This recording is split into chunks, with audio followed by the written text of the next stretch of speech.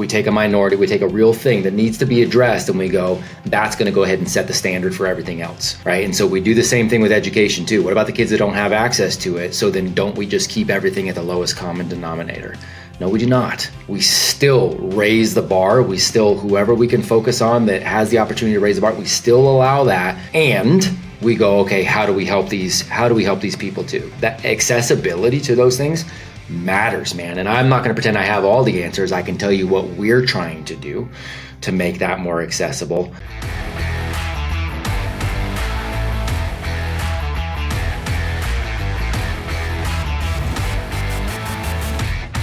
I think one of my biggest questions that I have for you, since you've been an educator in the public sector and private sector, is some of your thoughts around Trump's alluding to the idea of dismantling and disbanding the Department of Education. Yeah, man. I'd be lying if I said I wasn't excited about that. And also, it's also cautiously optimistic too. I'm very openly not somebody who dives too deep into the public arena. I've got one, somebody who I would say is a good friend who's in politics, and she and I never talk politics, right? We just talk family. We talk education. Is that Tulsi Gabbard, or is that somebody else? It's Tulsi. Yeah. I only said that because I saw your post a few seconds before we jumped on the podcast. Oh, did you? Nice, dude. Yeah. So she's rad, and it's just, we just talk humanity, man. And so she's my favorite politician, therein. So Tim's a little more connected in that world and has more of those conversations, and that's great. The Department of Education, man, this is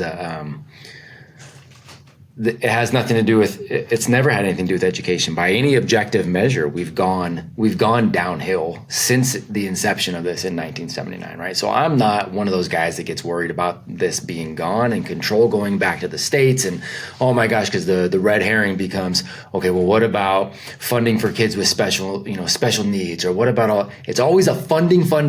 Dude, funding is never the answer. So I'm glad that control can go back to the states. I'm also realistic and saying, okay, well, what does that mean? Because the control, ultimately, if it's not in the family's hands, then, and if there's strings attached for what they can do to get this money, or ESA money, or what the school, then that's going to be, that's going to suck too. So I'm glad. Well, I mean, the reality is, if it goes all to the states, the blue states are going to fall behind and the red states are going to excel. I mean, I can't put it any more simply. I know it's going to offend some people who are listening, but based on what I'm seeing, and I don't have the data, but what I'm seeing is the blue states are going to fall behind like they always do, and the red states are going to excel. And you got you got your union. That's like the Department of Education, but then you still have your union stuff. You still have what's going on for teacher education at the college level that is still going to play into all of this stuff, red states or blue states, right? So this in and of itself, I'm glad to see it, but it is not the answer to everything. It's not going to be the end all be all everything. And it always begs the question, well, what are we deeming as successful anyways? What does success mean?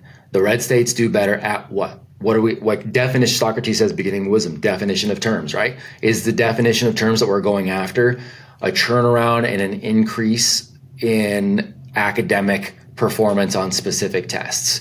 Because there's some... I can tell you what I think it is. But, yeah. It's an increase in GDP.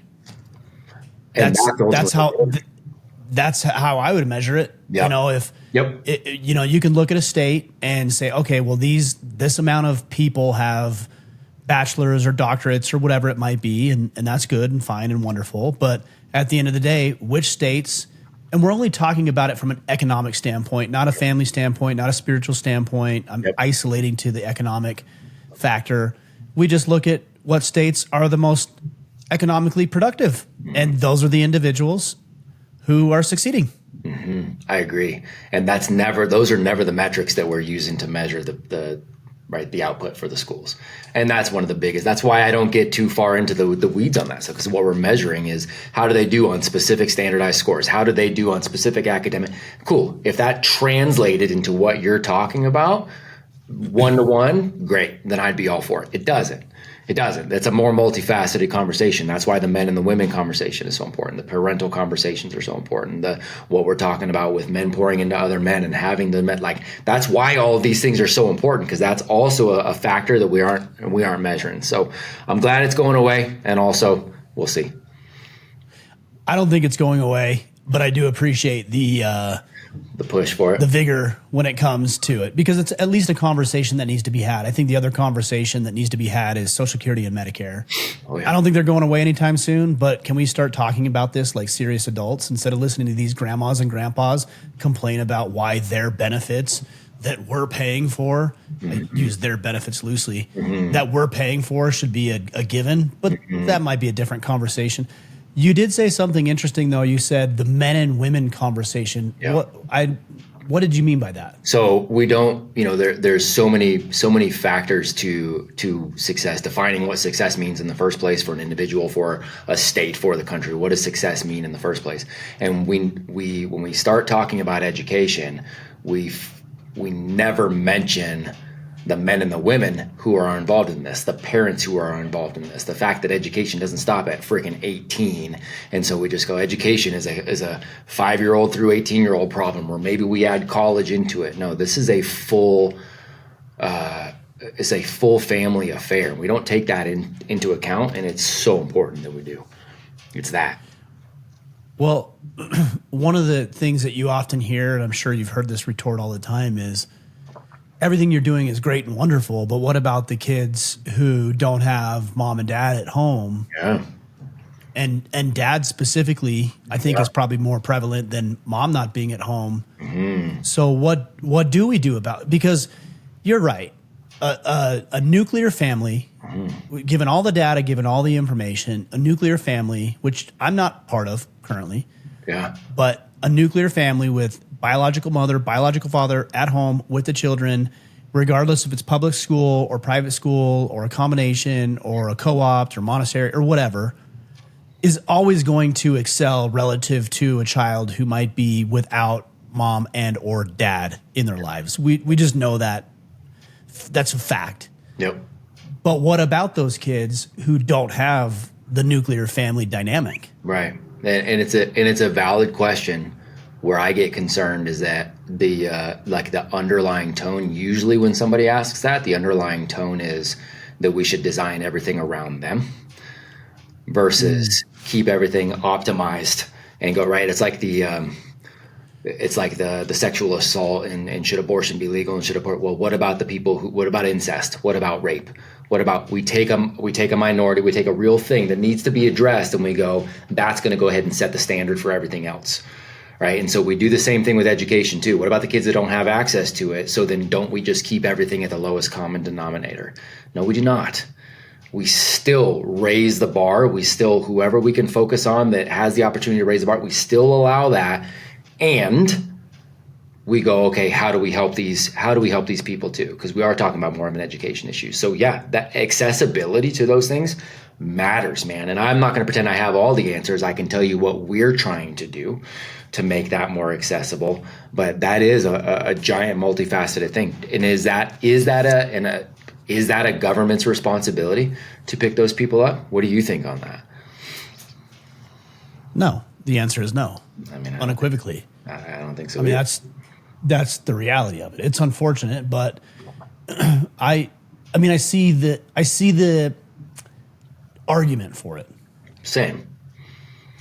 But the reality is that it's not the government's responsibility. And I think what ended up happening throughout the course of our country's existence is that we poured more and more and handed more and more over to the government, where communities, families, and social institutions took over. But when you do away with church and you do away with the community and you break down the nuclear family, then, of course, Big Daddy government is there to rescue you. You bet, right? And so what are we going to do? We're going to pour more funding, because funding is always going back to where we started to, like it's more funding. Oh, department, we got to make sure we have funding for it. No, it's not funding these systems.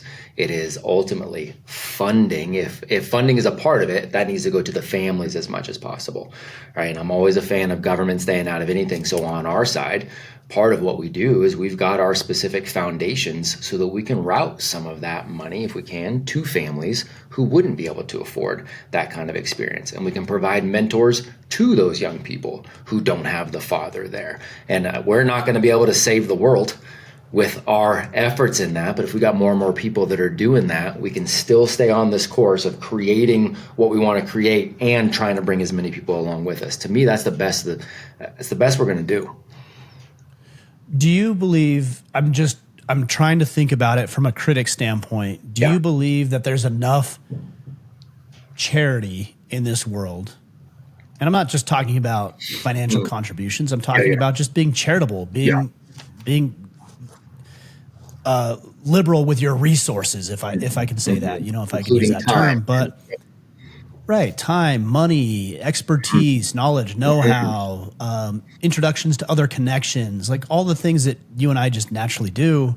Do you believe that there's enough that would actually sustain that? Or is it a requirement that Big Daddy government comes in and all but obligates or forces us to contribute to these initiatives? A really good question, man. If I'm looking at, based on N equals 1 and kind of here and personal observations and anecdotes, and I do believe that is the default setting of humanity. But I believe we've got a few things working against us. I believe we've got distractions where even good people who would normally be charitable get so caught up in being entertained or being distracted in other ways that they are able to mask that default setting of wanting to go out and serve. I think there is the now cultural acquiescence where we assume this is now the government's job to take this on, just like we assume it is the government's job to educate our kids. And so we've been trained, I think, societally to hand those things off, where I do think that's a natural state, man. I do think, and I saw that, man. I live out here in near Asheville, North Carolina. I don't know if anybody heard, but there was a tiny bit of a hurricane that took place this year. That was gnarly. And it wiped out a lot of things for a lot of people, and it took out a whole lot of human beings. And what I saw was nothing but amazing people, not talking anything about politics, not talking about anything about their favorite sports teams. It was like, hey, how do we band together and provide any resources that we have, whether it's time, effort, food, money? How do we help? And when I reached out to, just even on social media, man, within a matter of days, we'd raised $100,000 that we were able to disseminate out here and bring supplies. Man, I saw the goodness come out so quick because everybody forgot about, well, it's the government's job. It's like, no, we just need to do this. So that sense of urgency, I think when it's there in our face, we're willing to get away from those distractions and actually go do what matters. I do think that's the default. It's just not what's most prevalent. I'm wrestling with this a little bit because I disagree that it's our default. What do you think? I think our default is greed, envy, jealousy, slothfulness, laziness, lust. I think that's our default. But there's something compelling about rallying around as a community that I think we're missing in modern times. Our default is fallen. If we're to look at the biblical references, our default is that we're fallen and we're broken and we're sinful and prideful and everything else that comes with it. But there's got to be some other compelling reason to overcome what I call the natural man. Okay, and so what is that then? What is the thing that gets us to overcome that nature? Is it just purpose in general? Is it because I think unpacking this is it matters, right? Because what I saw out here, and again, I'll speak just for a minute. I got no statistics to give you on this, but what I saw out here, being in the midst of this storm, is I saw a lot of people literally coming out to the streets, going, "Cool, man. Do you know of somebody that needs something? Like, let's go. Let's get after it. I did not see the default of greed, and I did not see looting and things like that happen, probably, but that was not the overwhelming majority of what I saw. I saw the opposite. Sure. Right. And so, and again, I get what you're saying as far as that default nature, but what is the thing? Does it need to be a crisis? Does it need to be a bigger purpose that everybody can rally around? Is it the September 12th, 2001 effect of like, now we've got something to rally around? What is that? Because if that's the case, cool, sounds good. How do we impact that kind of movement in our community as men if we want to lead? How do we get people to rally around something like that to change maybe that default nature or to have it like that? I think that's a question worth asking. I think what it is relatability. What do you mean? I think, well, what I mean is if okay, let me give an example. It's kind of a morbid example, but I think it's just a good thought exercise. There's two burning buildings. They're identical. Two burning buildings. And I'm standing equal distance from one to the other. And again, this is where it's a little bit morbid, but inside of building A, my child is inside. And inside of building B, your child is inside. And I'm the only one there. I'm sorry, Matt. I'm going to building A. As you should. Just like I would expect you to go to building B. You bet. And so when I talk about relatability, I think this is what I'm talking about when it comes down to the social dismantling of these institutions that binded us together. In struggle, we see ourselves in the position of the other people because we've been there before, but we're so disconnected through these little devices and technology and all the things that have the opportunity to connect us unlike we've ever been, but we don't relate with people, man. We don't relate like we used to. You know, if my neighbor 100 years ago needed to raise a barn, me and 20, 30, 40, 100 other men would have got together to raise a barn because next week, guess whose barn's getting raised? That's Mine. Right. That's right. Shared interest, relatability. Yeah, I like that. Do you think it's more important for us to have an increase, like right now where we are, an increase in shared opportunities for relatability? Or is it more impactful for us to take out the distractions and things that really drive us away from that? Right? And this is where the Socratic part of my mind goes and the educator part of my mind goes, is like, cool, I like that. And so which is more important? The elimination of the distraction that takes us away from it, or the increased focus on creating opportunities for that relatability? I think the latter. Yeah, the increased focus. I think if the increased focus goes on the relatability, whether it's a men's church congregation in your local community, or a boys and girls type club, or a YMCA, or an Apogee Academy, or fill in the blank. I think, or even just coaching your kids' t-ball team. Yeah. I think the distractions take care of themselves. Right. Agreed. And so coming back full circle to that, hey, what do we do about those kids who don't have the father figure there, don't have the same educational opportunities, don't have, I get it, man. That is tough. And there is a tendency to frame those things in a way where it's like you leave everything else to the side to go over here to rescue. I wonder if the answer is not continuing to have more and more people who create. I want to see as many Apogee campuses. I want to see as many Montessori's. I want to see as many, you name it. I don't care if it doesn't have to just be us. I want to see so much creation going on that inherently we start sweeping up those that are theoretically getting left behind in that. I agree. I think it's that focus on creation, man. So again, Department of Education or not, eliminate it. I don't care. Let's go create more good opportunities. When you say create, again, to go back to what you were saying earlier about defining terms, create is one of those catch-alls, like a lot of terms are. What specifically do you mean when you say create? It is opportunities for community, right? So you run Order of Man, and I've got the Apogee program, and we got men there, and then we've got Larry's our buddy's got the Dad Edge, and Connor's got men. Like that's it. It is providing, leading in a way that provides opportunities for somebody, for a group of people to come together around a common interest, a common value. Not always common perspectives, but common interests and common values on that. And I think the more we do that in more arenas, from all these broken systems we're talking about, education, government's got it, they don't have any, it is this one way right here. Here we go. Medical, the medical system, it is this one way. Here we go. We need more and more outliers that are going to go, no, I'm going to create a different alternative, and I'm going to give people options. We talk about choice, and a lot of times what ends up happening is choice isn't even it's just default. Like we don't actually make a choice. We're not actually given different options. And so to break these systems, I think that's what we need is more and more of these opportunities to choose something else because somebody else has provided another viable path.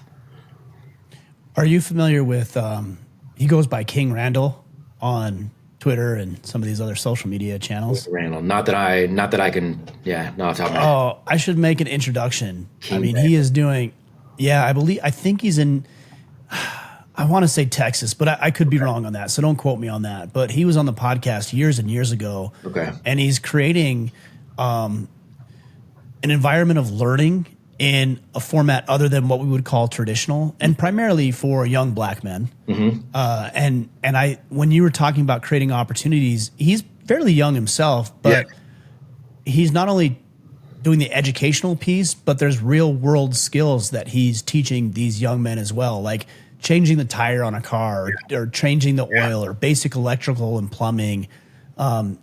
When you said creating opportunities, he was a person that immediately came to mind for me. He's somebody who's creating opportunities. Another one is Jason Wilson, who has been a friend over the past couple of years. I know who that is.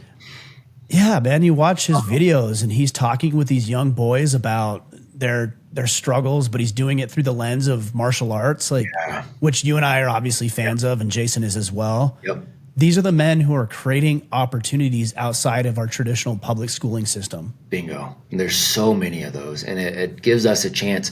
What I love about that too is it gives us a chance, gives everybody a chance to redefine what learning means. Again, that whole, when I said the men and the women problem, we've got this weird cultural thing where we think, okay, well, I'm done with school. So we almost equate that to I'm done learning.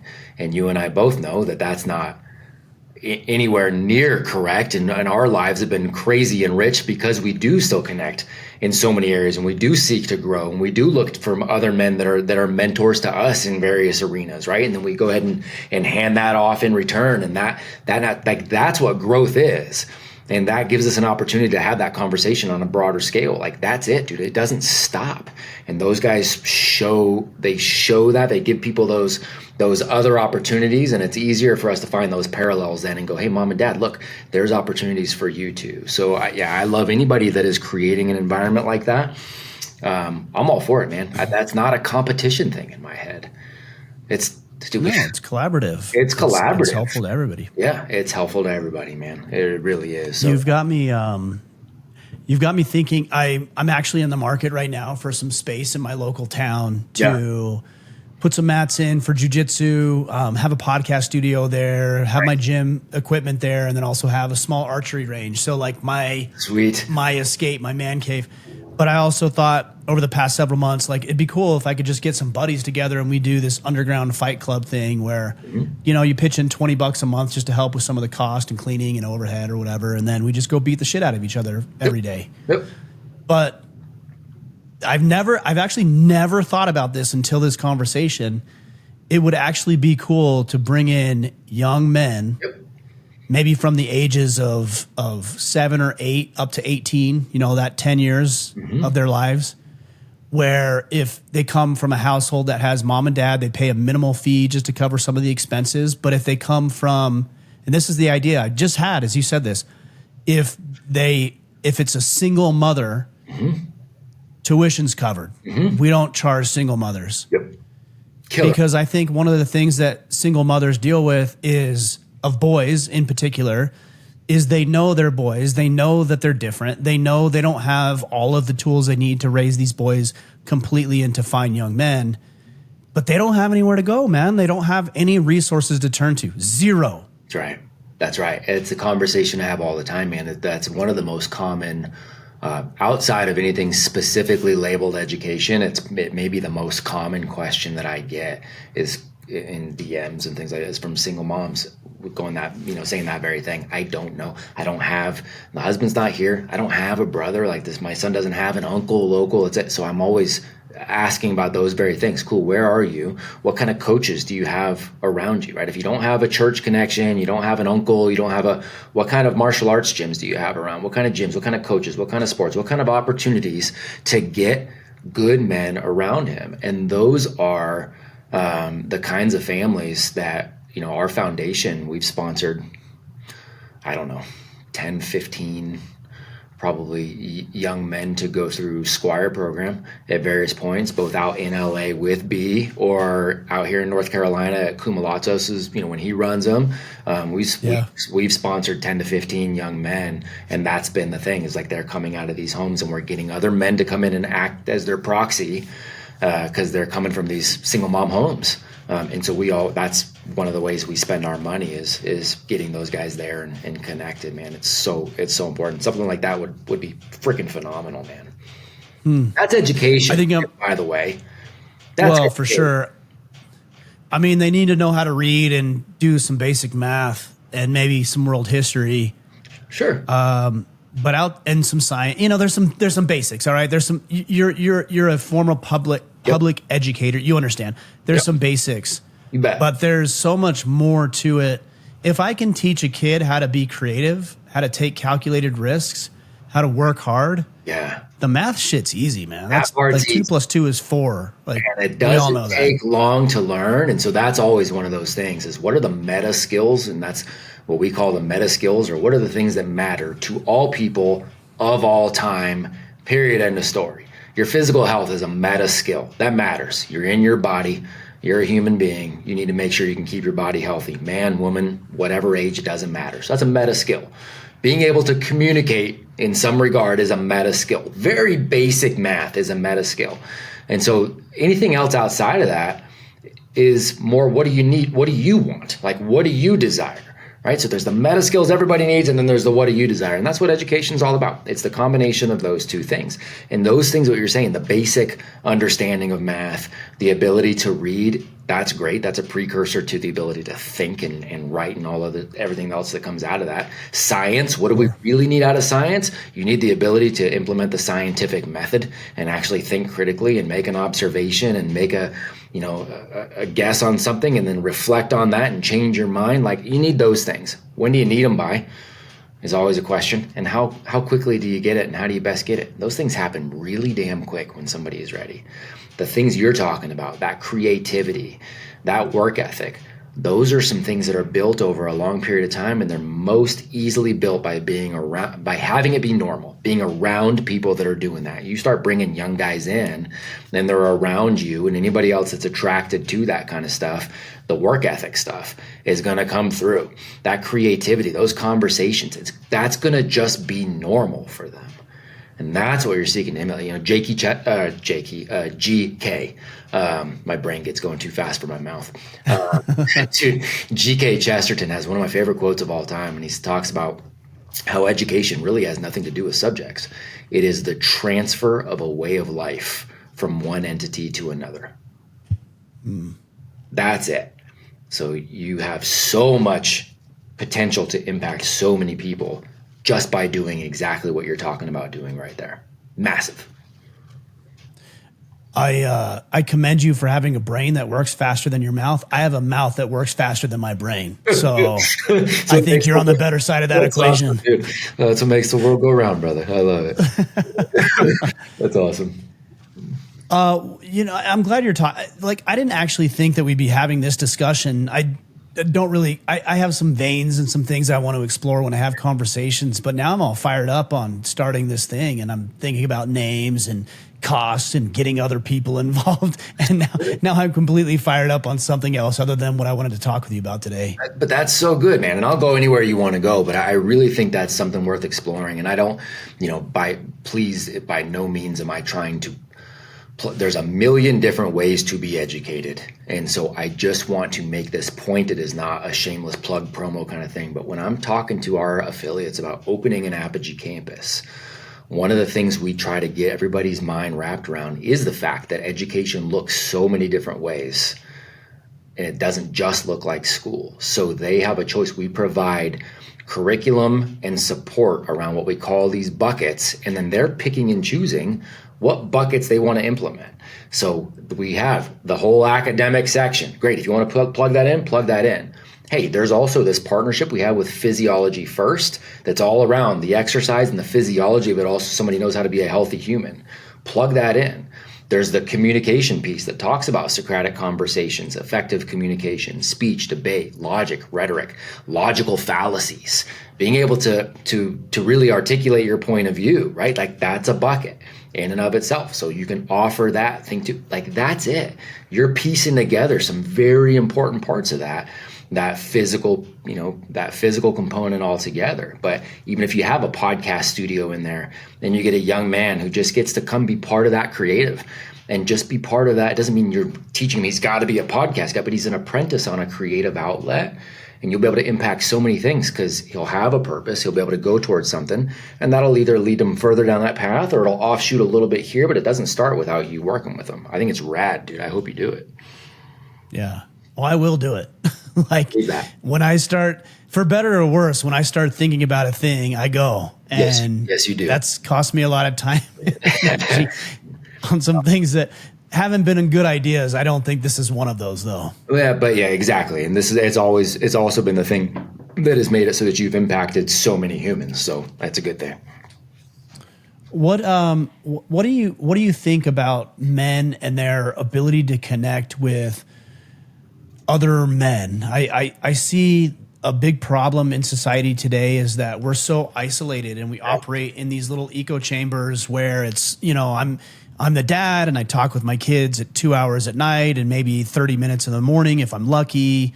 And then I go to work and I'm wearing this separate hat. But I'm so isolated from everything else that we're not actually having discussions like you and I are having right now where I think great ideas are generated from. I agree, man. It is. It's a huge issue. And we see that. I'm sure you see it a lot too with the men that, in Order of Man. And we've had this conversation a lot recently on the apogee side too, where even guys within our groups are like, hey, and I live, here, wherever this is.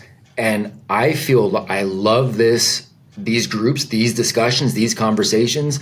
We share the same values. We can come at it from different perspectives. We remain curious, which is, I think, a big part of what gets lost. The bravery that it takes to be curious and ask questions. I know you and I agree on a million different things. I know you and I also disagree on some things, and that's freaking rad. But we have a lot of the same values and we get along really, really well. And I think that's great. We can make each other better because of all those things being true. And I see so many men that are, if they're not joining something or attending something that allows for them to have that, they're burning out because they feel alone. They feel alone. A lot of our guys are just recognizing that that's what they have felt like because now they're having this. So it was making them aware of a loneliness that they were just so immersed in. They didn't even realize, like a fish in water, right? Where it's like you go, okay, you're in water. And it's like, what are you even talking about? I didn't even realize I was there because I'm just immersed in it. There are so many men who are just immersed in this loneliness. So they don't even recognize that they're lonely until they go connect with these other men. And then they're like, holy shit. Okay, I've been pretty lonely for a long freaking time. I didn't even realize how much I needed this. And that's what we're seeing over and over. I'm sure you're seeing the same thing. Well, I would also add the moment not only is when they realize how alone they were is when they're not alone anymore, but also when something catastrophic happens. Sure. Yep. They go through a divorce, they go through a bankruptcy, loss of job, medical diagnosis, and all of a sudden it's like, I need help. Yep. Immediately. Yep. And they look around, they're like, shit, and nobody's here. Nobody to turn to. That's a scary thing, man. It's a scary thing, and we don't want anybody obviously to get to that place. And I think one of the interesting opportunities for us, I was going to say, one of the interesting problems to solve, but it's an opportunity, is to get more men to realize the value of that before they get to a catastrophic, standpoint. What do you think, though? I have my own thoughts, but what do you think are the biggest inhibitors of that? Where, obviously we're intimately familiar with the heartache and frustration of life and being in those desperate times.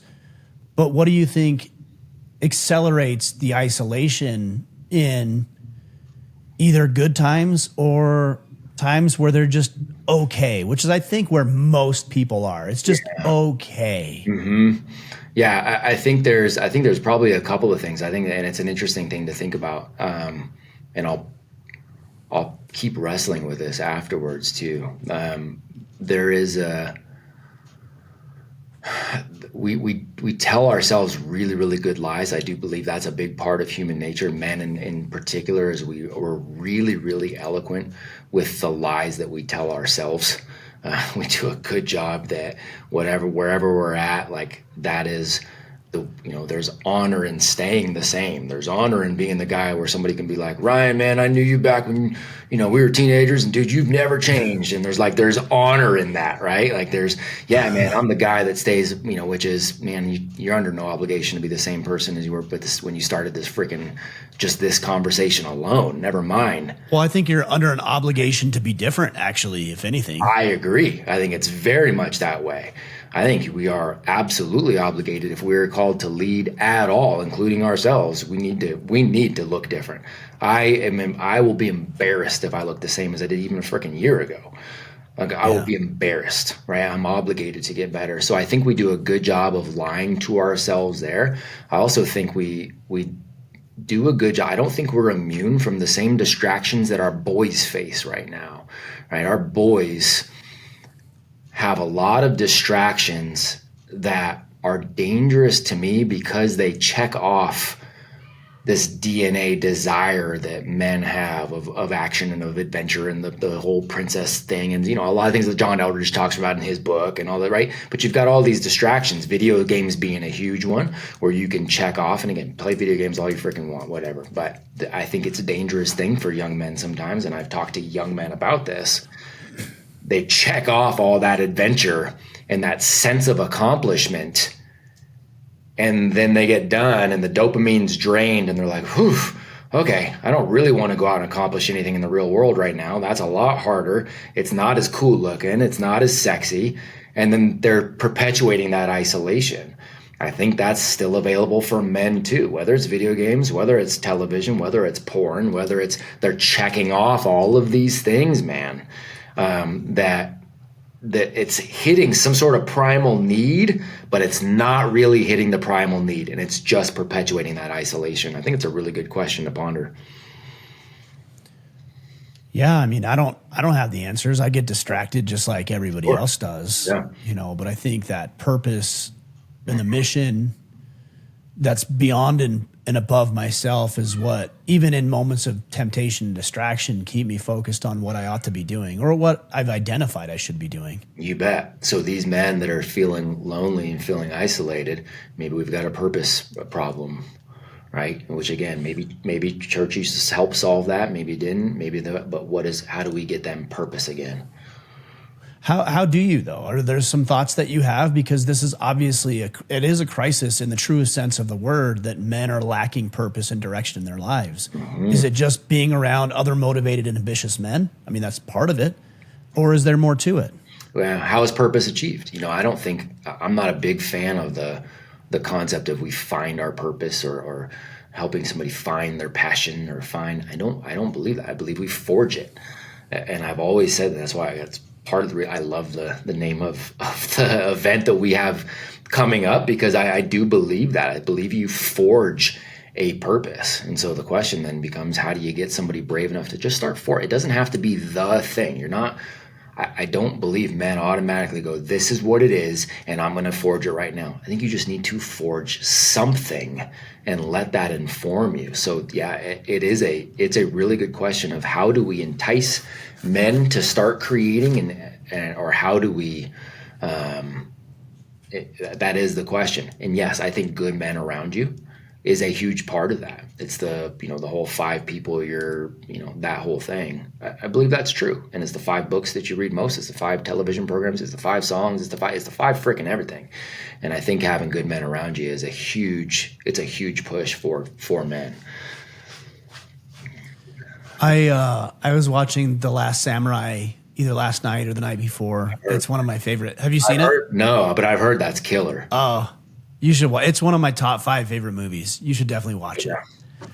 Tom Cruise. Yeah. And Tom Cruise, yep. Tom Cruise's character, I think his name is Captain Algren, I think is what his name is. And the premise of the movie is that he's a conflicted soul because he fought in the Civil War. Mm. And he ends up being captured by the samurais, and I think his name is Katsumoto is the character. And Katsumoto is a samurai and a brave, warrior. And to your point about being like the other people that you're around, it ends up being a situation where Captain Algren's character starts to heal through the relationship that he has with his captor, who ends up being a very righteous and virtuous warrior. It's just interesting because I think we as men resonate with movies like that. And, Gladiator. Braveheart's one of my favorite all time. Braveheart, Patriot. Yeah, 100%. Yeah. Yep. We resonate with that, but then we just don't do it in our own lives because I think partially because it doesn't happen in a 2-hour time frame. And it's not quite as dramatic. And I kind of feel like our lives would be better if all of us had theme music wherever we went, like our theme music would play. But we don't have that in real life, and so it's not as dramatic and amazing as cinema might be. Bro, there's so many things that's so funny that you're breaking. We didn't talk about this prior to, like we do. We suck at patience. We're absolutely freaking horrible at patience. You're talking about this theme, we're talking about Braveheart, talking about theme music. I get made fun of at home because everywhere, especially if I'm out on the farm and doing stuff, but everywhere I go, unless I am in a conversation like this, I've got my phone on me and I have music playing, and it's music to set the tone and set the mood of whatever I'm going to go into. If it is just a day of work here at the computer, I have the Braveheart theme song. It plays the entire day while I'm working on stuff, and then it goes off when I'm having a conversation. And then when I'm out in the farm, depending on what's happening, like if I'm chopping trees, the soundtrack might change, but it's going to go to one of these other things that impacted us, because I think culturally this was interesting too. It'll go to like the Rocky montages and some of this stuff, like right from like when we grew up. And I do that to set my mind into that, and I do think that's a powerful thing, man. That's interesting, and that's part of consumption. It's part of the top 5 whatever. It's that same concept of what you're feeding yourself and expecting from yourself, out of that. And you end up making that normal. That's the beauty of relationships is when you have those people, what you make normal is normal. I always say my kids speak English because I freaking speak English. They speak English. Like that's not that, right? It's like that they don't speak Chinese because I don't freaking speak it. And I've never spoken it, and I've never spoken it around them, so they don't either, right? So that's normal. I do believe we're complex creatures, but things like that are that simple. So it's normal for me to have these kinds of conversations like we're having now, because I talk with you at least, I talk with you usually at least every week.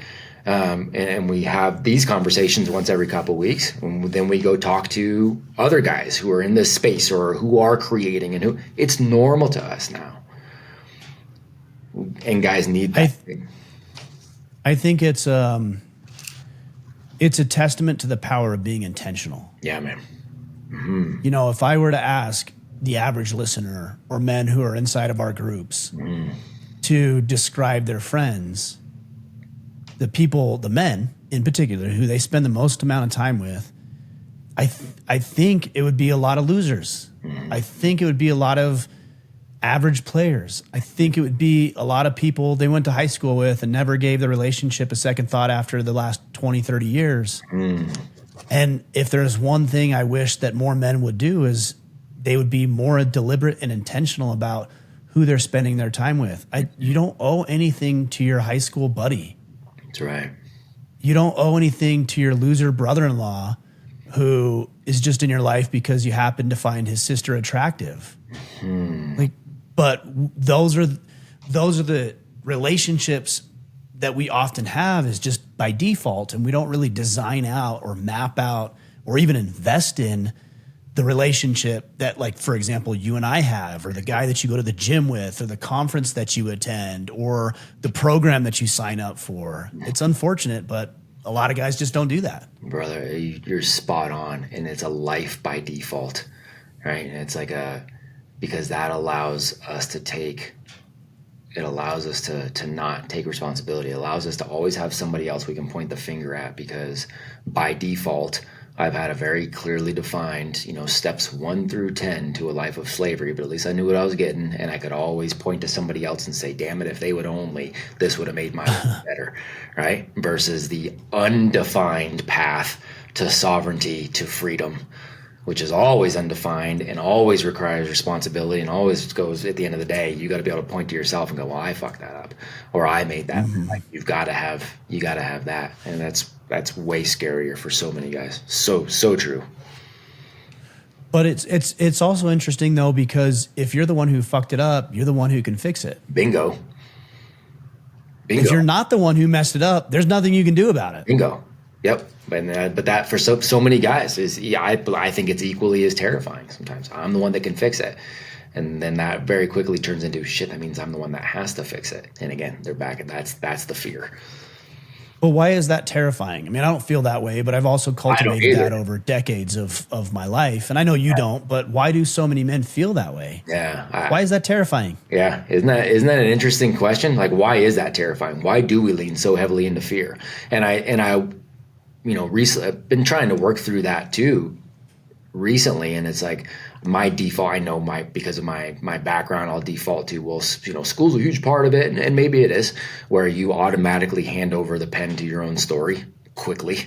You learn very quickly that you're here to play somebody else's game, and they're going to tell you when to do it and how to do it. And like, you learn very quickly that's a thing. So I do think there's an element of that, but dude, it goes back so much further. You look at the Exodus movement, and you look at Moses taking the people out of the slavery, and they're still going. It didn't take long, and they're like, we want to kill that guy. God, you're right here with us, but if you could shut up, like, that would be great. And it's like, shit, man, there's something about our nature that wants to be lazy sometimes, and wants to just be taken care of and not have that responsibility. And that to me is the bigger question. Why is that even freaking in there? I'm kind of at a loss for words, because it's hard for me to resonate with. Like, I get tired and lazy at times, and then my ambition gets the better of me, where it's like, okay, well, I've certainly have the right to be lazy. I can certainly be lazy. I've been relatively successful with my career and things at times in my life, and I happen to be on one of those times right now where things seem to be firing well. So I can take it easy. But I just am not interested in what everybody else is in. I'm interested in more. I don't, and therefore I realize I need to do more. I need to get up, and like last night, I was sitting down watching a movie, just kind of hanging out, and I'm like, okay, I just had dinner. I'm like, cool, I'm just gonna lay here and like fall asleep on the couch. I'm like, the hell you are? Get up and go to the gym. Yeah. And so I went into the gym and I ran 2 miles. Yeah. But I don't really know why. I wish I could tell you why, because I think then we could begin to explore it for other men. That's it. I don't know why. Is how do you cultivate that in others, right? And then as dads, how do we cultivate, like, how do we recognize where our kids are in that too? What is their nature? Are they of the nature of like, let's go do more? Or are they more like, no, fuck it, I'm going to sleep on the couch? And then how do we lead them? And that we do. It's a fascinating question, man. Do you see that in your kids? Do you see them taking after you on the, like, let's go get more? To be fair, I see it in my oldest particularly, but I think, to be fair, that's probably most true because him and I are very much in alignment with our hobbies and interests. Yeah. But my second son, my daughter, we're not aligned in our interests. Yeah. So sometimes I interpret them being uninterested in what I am as laziness, but I don't think it is, because I also see them excel. My daughter with dance. Mm-hmm. I mean, and not something that resonates deeply with me, but she is on fire about dance. Yeah. My second son, he loves to draw. He's really into sneakers. He's really into cars, not things I'm particularly interested in. So I could say, well, you're being lazy because you don't want to go play sports, but I don't he's not lazy when it comes to that stuff. Right. So then is the default setting of people not laziness, but we got to find out what they are not wanting to be Fired lazy. up by. Yeah, what are they fired up by? Right. So Yeah. again, I think that's the beauty of when I talk about education, I am not talking about schools. I'm talking about leading yourself to get better and leading others to get better. And there are those meta skills, your son, your daughter that don't have particularly aligned interests. There are still those meta skills that matter, the physical health part, there's all that stuff, but it can manifest in different ways. And then the interesting part of educare, that word is to draw out, is drawing out what's uniquely exciting to them. You said educare, is that Latin?